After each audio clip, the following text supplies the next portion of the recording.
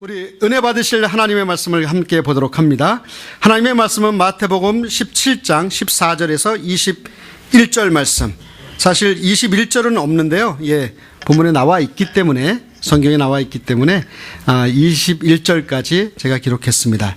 마태복음 17장 14절부터 21절 말씀. 제가 한 절 읽고 여러분들이 한 절 읽고 교독하시도록 합니다. 그들이 무리에게 이르매 한 사람이 예수께 와서 꿇어 엎드려 이르되 주여 내 아들 불쌍히 여기소서. 그가 가지로 심히 고생하여 자주 물에도 넘어지며 물에도 넘어지는지라. 내가 주의 제자들에게 데리고 왔으나 능히 고치지 못하더이다. 예수께서 대답하여 이르시되 믿음이 없고 약한 세대여, 내가 얼마나 너희와 함께 있으며 얼마나 너희에게 친절로 그를 이리로 데려오라 하시나. 이에 예수께서 꾸짖으시니 귀신이 나가고 아이가 그때부터 나으니라.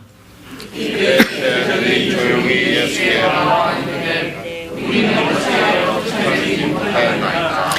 이르시되 너희 믿음이 작은 까닭이니라. 진실로 너희에게 이르노니 만일 너희에게 믿음이 겨자씨 한 알만큼만 있어도 이 산을 명하여 여기서 저기로 옮겨지라 하면 옮겨질 것이요 또 너희가 못할 것이 없으리라. 아멘.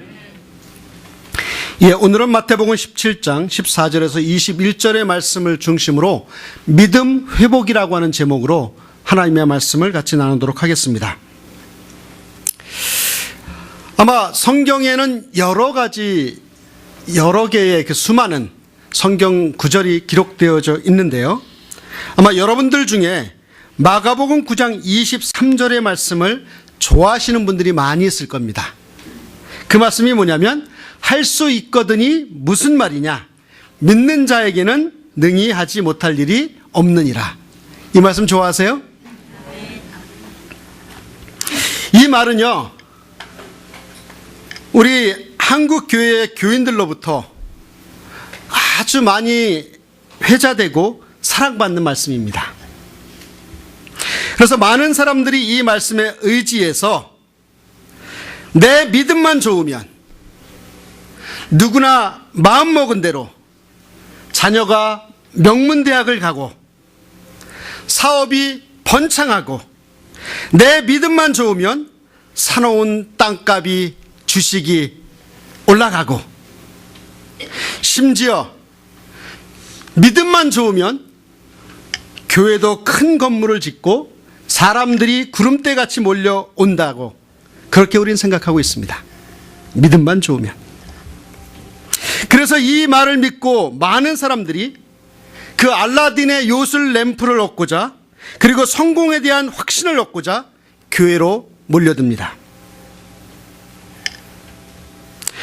지금도 여전히 소위 말하는 성공했다라고 하는 기독교인들은 비기독교인들에게 우리의 이러한 성공에 너희들 배 아파하지 말고 얼른 교회로 들어오라고, 교회 나오라고 이야기합니다. 강요도 합니다. 자신들의 이기적인 개인적인 욕망과 개인적인 욕심을 채우는 것이, 그렇게 또 내가 얻은 것이 하나님을 믿는 믿음의 결과라고 생각합니다.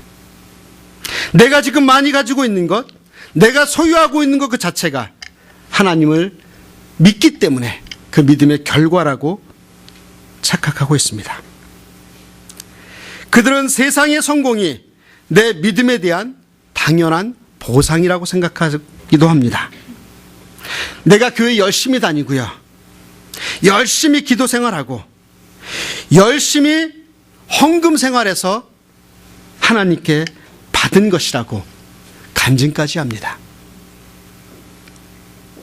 그러나 여러분, 이러한 태도를 보는 교회 밖에 있는 사람들은 그렇게 기독교인들의 이기적이고 비윤리적인 성공 지향주의를 향하여 손가락질을 합니다. 심지어 그렇게 이야기하죠. 차라리 그런 성공 안 하고 하나님 안 믿겠다고 이야기합니다. 제가 설교 서두부터 너무 강하게 얘기하나요? 사랑하는 여러분, 정말 오늘 읽은 이 본문의 말씀이, 또 믿음이 있으면 모든 것을 할 수 있다라고 하는 그 말씀이 과연 우리 기독교인들은 믿음만 있으면 무엇이든지 원하는 대로 다 할 수 있다라고 하는 그런 말씀일까요? 또 믿는 자에게 하나님의 세상의 성공에 대한 그 보증서를 발행한 그 말씀일까요? 과연 세상적인 성공은 믿음의 대가냐 하는 그런 이야기입니다. 오늘 말씀을 통해서요, 주님께서 우리에게 원하시는 믿음이 무엇인지, 그리고 우리가 회복해야 할 그 믿음이 어떤 것인지에 대해서 여러 가지 형태가 있지만 이 말씀을 중심으로 해서 한 가지만 좀 살펴보도록 하겠습니다. 오늘 본문의 내용을 간단히 정리하면 이렇습니다. 어떤 마을에 한 사람이 큰 공경에 빠졌습니다. 그에게는 어린 아들이 있었는데 그 아들이 간질병에 걸려서 몹시 고통을 받고 있었어요. 그래서 그 아버지는 어떻게든 아들의 병을 고쳐주고 싶었지만 쉽게 고칠 수가 없었습니다. 그래서 그 아버지는 아들을 고치기 위해 할 수 있는 일을 아마도 다 했을 것입니다. 용하다는 의원은 다 찾아갔을 테고요. 좋은 약이란 약은 다 구해다 먹여보았을 것입니다. 그러나 효과가 없었어요. 그리고 이제 그 모든 노력의 마지막으로 희망을 가지고 누굴 찾아와요? 예수님을 찾아옵니다. 예수님께 고침을 받기 위해서 이제 예수님을 찾아왔는데 예수님이 그 자리에 계시지 않았습니다. 그리고 그 자리에는 예수님의 제자들 9명만 그곳에 있었습니다. 그래서 그 아버지는 제자들에게 자신의 아들을 고쳐달라고 청을 합니다. 아마도 그랬을 거예요. 그 아버지는요, 제자들이 자신의 아들을 고쳐줄 수 있을 것이라고 하는 확신이 있었을 것입니다. 그러나 오늘 본문을 보니까 어때요? 제자들은 귀신을 내어쫓지 못했고 큰 소란이 일어났습니다. 그렇게 소란이 일어난 가운데 마침 예수님께서 이제 변화산에 같이 올라갔던 베드로와 야고보와 요한을 데리고 내려오셨습니다. 그렇게 소동 가운데 있었던 그 아버지가 예수님을 보자 예수님께 자신의 아들을 고쳐달라고 간청을 합니다. 그러자 예수님께서 이런 말씀을 하세요. 본문 17절의 말씀입니다. 함께 읽어볼까요? 시작. 예수께서 대답하여 이르시되 믿음이 없고 패역한 세대여, 내가 얼마나 너희와 함께 있으며 얼마나 너희에게 참으리요, 그를 이리로 데려오라 하시니라. 어떻게 보면은요, 오늘 본문을 보면 조금 이해가 되지 않는 부분이 있어요. 예수님께서 이제 그렇게 소란을 떨고 있던 그 사람들에게 화를 내시는데 화를 내신 대상이 누구예요? 지금 누구에게 화를 내고 있어요? 제자들입니까? 아니면 아이의 아버지입니까? 그렇지 않으면 그곳에 모여있는 모든 무리들이었을까요?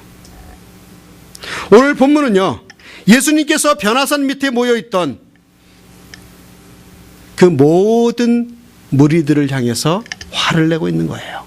유독 제자들을 향해서 그것도 못 고쳤냐라고 화를 내고 있는 모습이 아니라고 하는 것이죠. 어떻게 보면 오히려 제자들에게 화를 내셔야 맞는 상황 아닙니까? 그런데 예수님께서는 그곳에 모인 무리들에게 화를 내고 있는 거예요. 이 질문의 해답이 왜 예수님께서 그 무리들에게 화를 내셨을까? 이 질문의 해답이 오늘 본문의 내용을 파악하는 중요한 단서가 됩니다. 우리는 성경의 말씀을 대하면서 성경 속에 나오는 이야기를 너무 쉽게 생각해서 아주 빈번히 그 말씀을 오해하여 이해하는 경우가 많이 있습니다. 그리고 심지어 내 생각대로 성경을 이해하려거나 해석을 할 때가 참 많습니다. 그래서 많은 분들이 오늘 본문을 이렇게 생각하는 분들이 많아요. 야, 우리에게 겨자씨 하나일 만한 믿음만 있으면 산을 여기에서 저기로 옮길 수 있어 하는 그렇게 해석을 합니다. 우리에게 겨자씨 하나일 만한 믿음만 있으면 산을 옮길 수 있는 믿음이 있다. 제가 신학교 다닐 때요, 산에 가서 기도를 많이 했습니다. 근데 그때 산에 가서 기도할 때, 기도원 가서 기도할 때 바로 이런 마음으로 기도를 많이 했어요. 주님께서 겨자씨 한 알의 믿음만 있어도 산을 옮길 수 있다고 말씀하셨으니까 나에게도 겨자씨 한 알만한 믿음을 달라고 기도했습니다. 왜요? 산 옮기려고요. 그러한 믿음만 있다면 못할 일이 없을 것이라고 생각하며 기도했습니다. 그런데 여러분 어떻습니까? 정말 겨자씨 한 알만한 믿음만 있으면 우리가 산을 이리저리 마음대로 옮길 수 있다고 생각하십니까? 과연 겨자씨 한 알의 믿음이 도대체 어느 정도의 믿음이죠? 만약 저와 여러분이 믿음으로 산이 옮겨지기를 기도했는데 산이 옮겨지지 않았다면 저와 여러분의 믿음은 겨자씨 한 알만도 못한 그런 믿음을 우리가 갖고 있지 않을까요? 만약에 그렇다면 저와 여러분에게는 믿음에 심각한 문제가 발생을 합니다. 저와 여러분이 가진 믿음이 아주 자그마한 겨자씨 한 알만한 도 못한 그런 믿음이라면 여러분, 천국은 우리가 무엇으로 간다고 그래요? 믿음으로 간다고 하잖아요. 근데 우리가 천국을 갈 수 있을까요? 어릴 적 교회에서 배운 찬양이 기억납니다. 돈으로도 못 가요.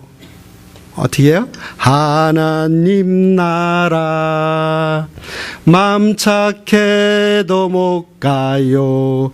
하나님 나라 거듭나면 가는 나라 하나님 나라 뭐로 가요? 믿음으로 가는 나라 하나님 나라. 아, 이분들이 제 찬양을 듣고 박수를 안 치네. 제 평생에 노래하며 찬양하며 제가 이렇게 여러분들 앞에 노래하기를 제가 처음인데. 아, 무엇으로 가요? 믿음으로 가요. 믿음으로 가요. 만약 저와 여러분이 겨자씨 한 알보다 못한 믿음을 가지고 있다면 저와 여러분은 천국 갈 수 있는 믿음을 가지지 못했다는 결론을 이룰 수밖에 없잖아요. 그렇죠? 그러나 여러분, 이 오늘 본문 말씀을 가만히 묵상해 보면 이 말씀의 의미가 지금까지 우리가 알고 있었던, 지금까지 들어왔던 그런 내용이 아님을 알게 됩니다. 예수님께서 말씀하신 이 겨자씨 이야기는 겨자씨 한 알만한 믿음으로 산을 옮길 수 있다, 산을 옮길 수 없다를 이야기하는 내용이 아니라고 하는 것입니다. 참고적으로 돌아오는 수요일날 예수님 비유 시리즈에서 이 겨자씨 믿음에 대한 것을 다시 한번 이야기할 겁니다.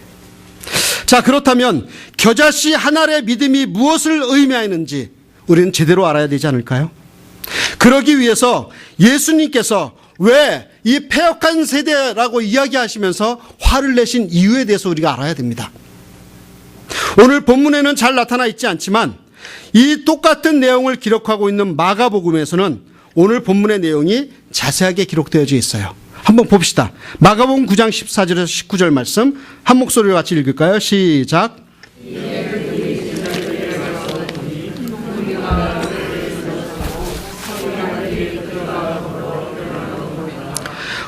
모든 무리가 곧 예수를 보고 매우 놀라며 달려와 문안하거늘 예수께서 물으시되 너희가 무엇을 그들과 변론하느냐. 무리 중에 하나가 대답하되 선생님, 말 못하게 귀신 들린 내 아들을 선생님께 데려왔나이다. 귀신이 어디서든지 그를 잡으면 거꾸러져 거품을 흘리며 이를 갈며 그리고 파리에 지는지라.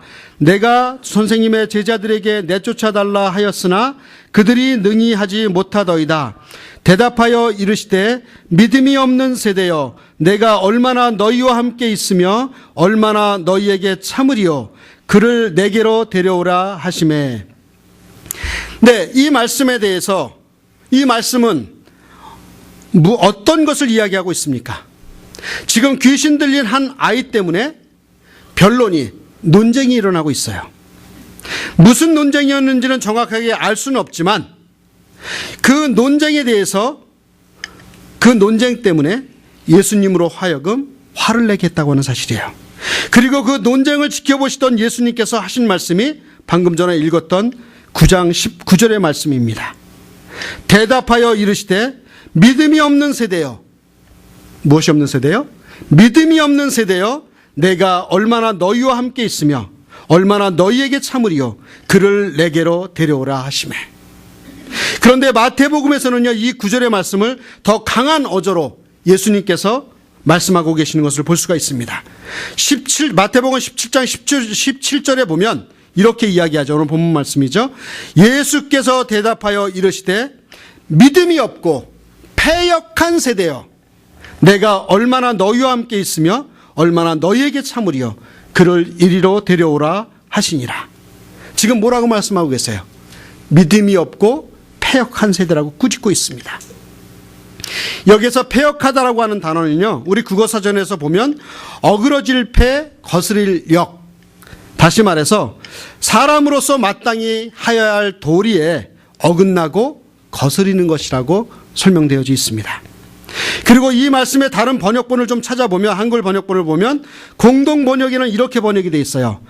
아, 이 세대가 왜 이다지도 믿으려 하지 않고 삐뚤어졌는가.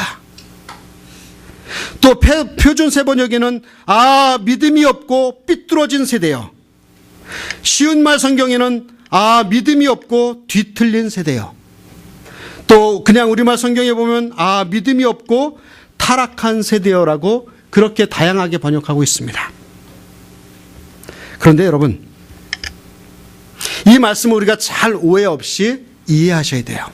그것이 뭐냐면 믿음이 없고 패역한 세대와 예수님께서 말씀하셨던, 한탄해 하셨던 이 믿음이 없고 패역한 세대라고 하는 지칭한 그 세대와 오늘 제자들이 병든 아이를 고치지 못한 사실 그 자체를 자꾸만 연결해 이해하려는 심각한 오류를 우리가 범하고 있습니다. 무슨 얘기예요? 다시 말해서 제자들이 믿음이 없으니까 병든 아들을 고치지 못했다라고 우리는 생각하기 쉽죠. 그렇지 않은가요? 그러나 오늘 본문의 내용은 그렇지 않다고 하는 것입니다. 오늘 예수님께서 믿음이 없고 패역한 세대라고 야단을 치시는 대상은 제자들만이 아니라 그곳에 모인 모든 무리들을, 또한 소급해 내려오면 우리들까지 포함하고 있다고 하는 사실이에요. 마가복음에 보면 그곳에 모인 모든 무리들이 정작 예수님을 믿으려 하지는 않고 쓸데없는 사소한 것에 논쟁하기에만 급급했던 모습을 우리는 조금 전에 마가복음을 통해서 읽었습니다. 무슨 얘기입니까? 그들의 관심은 주님을 따르는 목적이 자기의 병 낫는 것, 복 받는 것, 건강한 것, 자기의 문제를 해결해 주시려는 그 예수님의 모습만 따라다닌다고 하는 거예요. 그것에 급급했던 모습을 보여주고 있어요. 예수님이 누군지도 모르고 진정한 예수님의 모습을 잊어버린 채 그 예수님은 나의 병을 고쳐주시는 분, 단지 나를 복받게 하시는 분, 단지 이미 조상들을 통해서 선포되었던 한 명의 선지자인 분, 이렇게 오해하며 예수님을 따라다녔던 것입니다. 지금까지 예수님께서 수많은 기적과 그 이적들을 일으키신 이유가 무엇이에요? 그것은 바로 그 수많은 이적을 일으키시고 기적을 일으키셨던 이유가 무엇이냐면 바로 예수님이 누구신가? 예수님께서 이 땅에 오신 이유가 무엇인가를 가르쳐 주시기 위해서 그 수많은 이적과 기적을 베푸셨던 거예요. 단순히 우리에게 먹여주려고 오병이어의 기적을 일으키신 게 아니고 칠병이어의 기적을 일으키신 것이 아니에요. 단지 바디메오의 그 소경인 바디메오의 눈을 뜨게 한 것은 그를 그냥 눈 뜨게 하기 위해서 의사로서 고쳐주신 것이 아니라 주님께서 그렇게 이적을 베푸셨던 것은 무엇이냐면 예수님 자신이 누구신가? 하나님이시며 하나님의 아들이시며 너희를 이 세상의 죄악 가운데 구원해 주시기 위해서 오신 구세주다라고 하는 사실을 알려주시기 위해서 모든 이적과 기적을 베푸셨던 거예요. 근데 이곳에 모인 그 수많은 사람들은 예수님을 단지 자기들의 필요한 것을 채워주시는 분으로, 병을 고쳐주시는 분으로 지금 오해하고 있는 것입니다. 그런 무리를 향해서 이 패역한 세대여, 믿음이 없는 세대여라고 주님께서 말씀하고 계신 것입니다.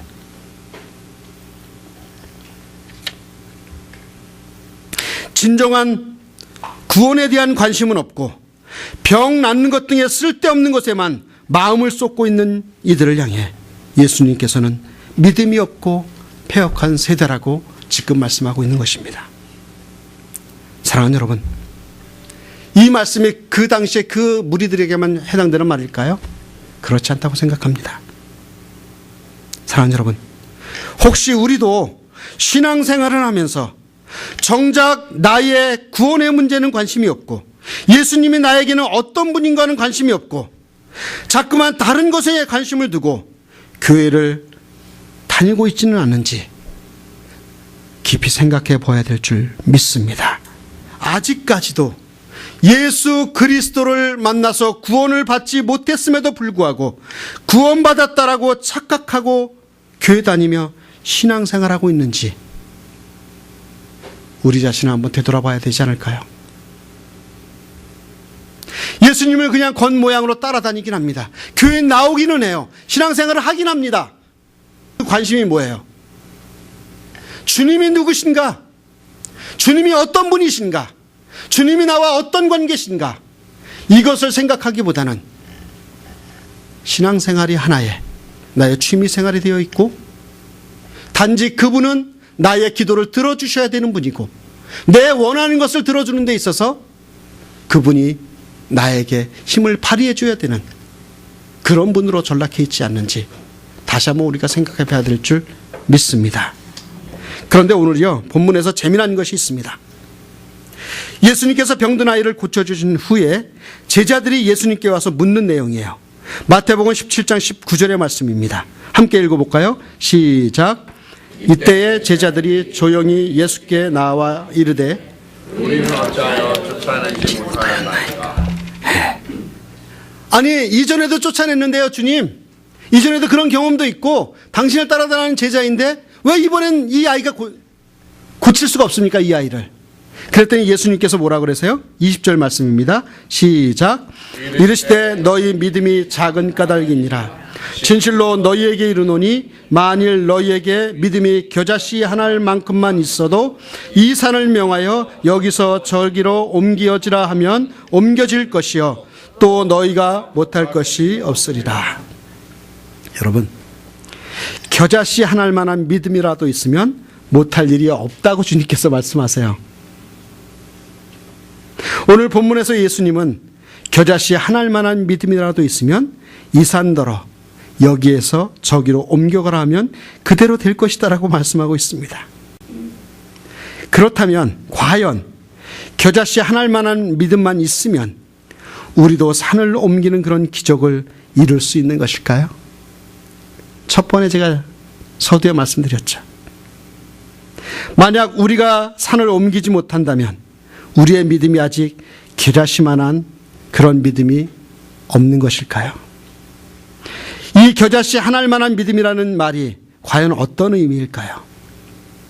일반적으로 생각해 보면 이 겨자씨 한 알의 믿음이라면 그야말로 가장 작은 믿음, 보잘것없는 믿음이라고 생각하실 수 있지 않을까요?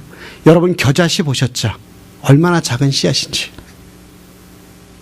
그런데 그렇게 작은 믿음이 산을 옮긴다라고 하는 이 말이 도대체 무슨 의미일까요? 과연 겨자씨 한 알만한 믿음은 어떤 것일까요? 우리가 오늘 본문 말씀을 살펴볼 때 성경을 오늘 본문을 통해서 이해할 때 여러분들이 주의하셔야 될 것이 있습니다. 그것은 뭐냐면 우리가 잘 알고 있다시피 오늘의 이 말씀을 이해하기 위해선 앞과 뒤의 말씀을 여러분들이 이해를 하시고 같이 보셔야 돼요.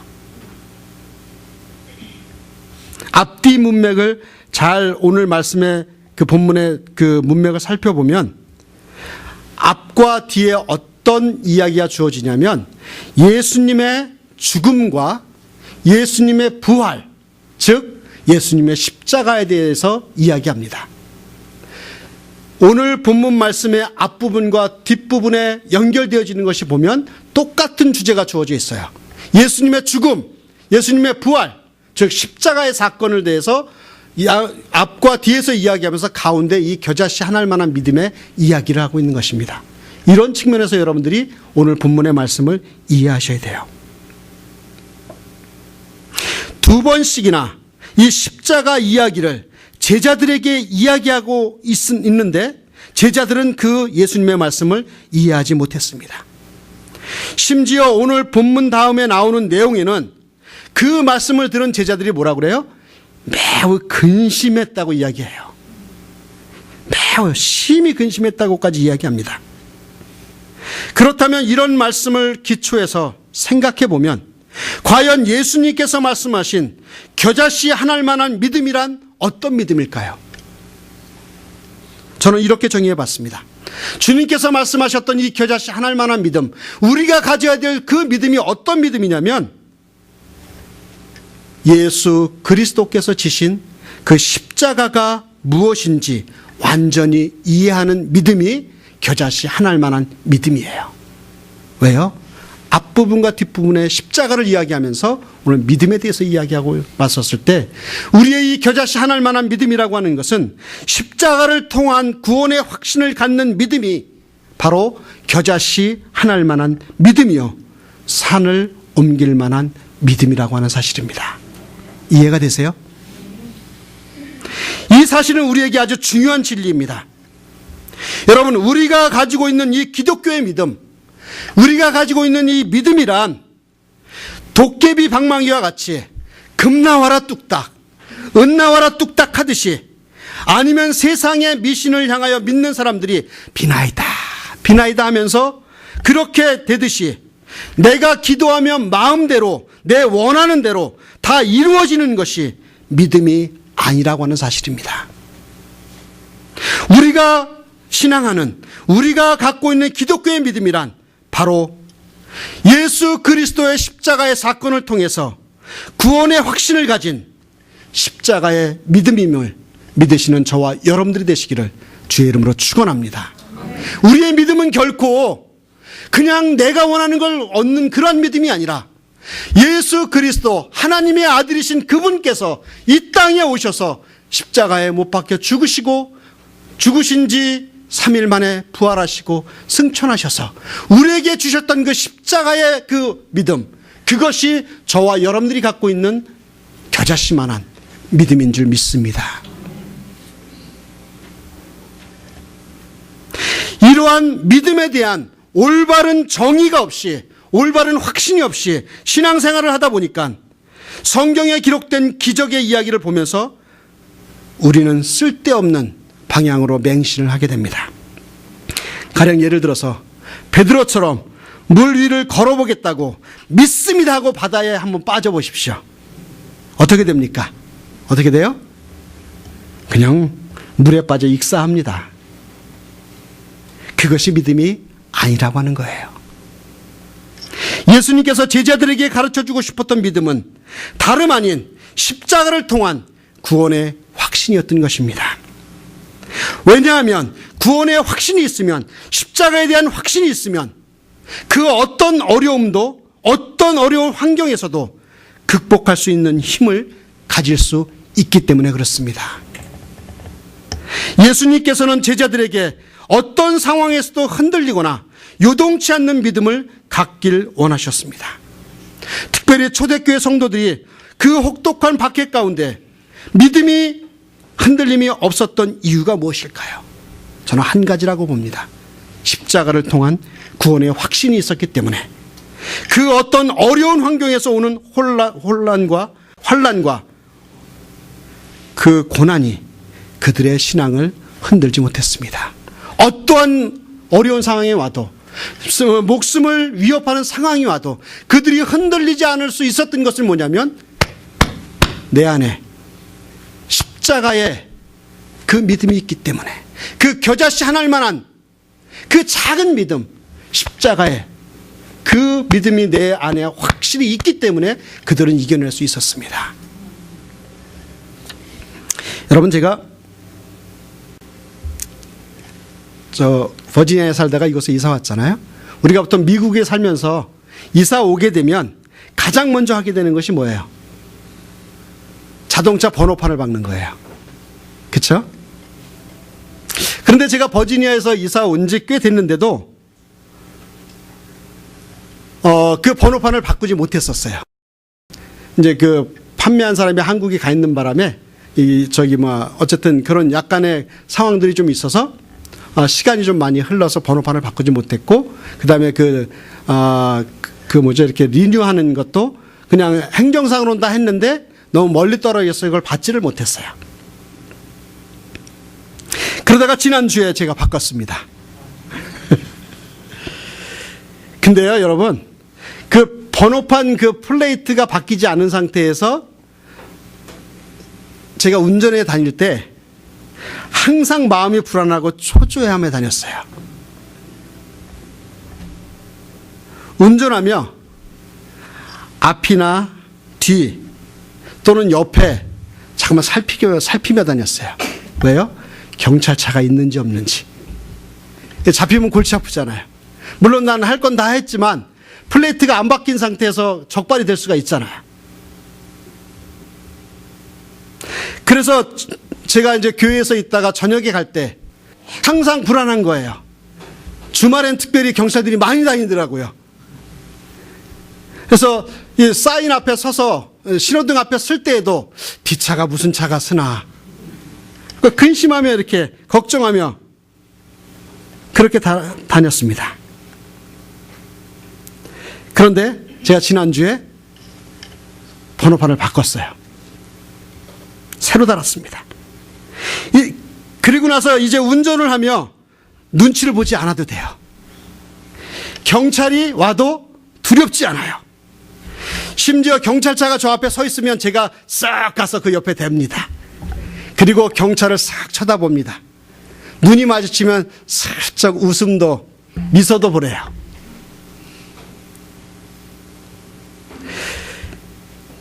그리고 이렇게 출발할 때 손을 흔들며 빠이도 해줍니다. 여러분, 제가 그동안 내 마음에 갖고 있었던 모든 두려움이 사라졌어요. 무서워할 이유가 없어요. 경찰이 와도 두렵지 않습니다. 왜요? 번호판이 새 거로 바뀌었잖아요. 난 자격이 있잖아요. 번호판이 있으니까 경찰도 두렵지 않습니다. 여러분, 제가 무슨 말을 하고 있을까요?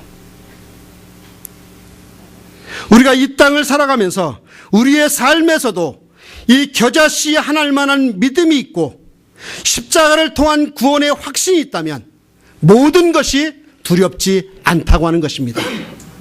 내가 새 번호판을 받아서 하나님 이 땅에 살고 있는 시민으로서 내 자격을 증명할 수 있으니까 나는 경찰이 두렵지 않아요. 그렇듯이 우리가 이 땅을 살아가면서 많은 어려움과 환난과 고난이 있다 할지라도 우리가 두려워하지 않을 것은 뭐예요? 겨자씨할 만한 믿음, 예수 그리스도의 십자가의 복음이 확실히 내 마음속에 있으니까 두려워하지 않을 수 있다고 하는 것입니다. 어떤 상황에 두렵지 않습니다. 모든 것을 다 이길 수 있습니다. 히브리서 기자는 이렇게 이야기합니다. 히브리서 11장 33절에서 38절의 말씀을 한번 여러분들 잘 들어보시기 바랍니다.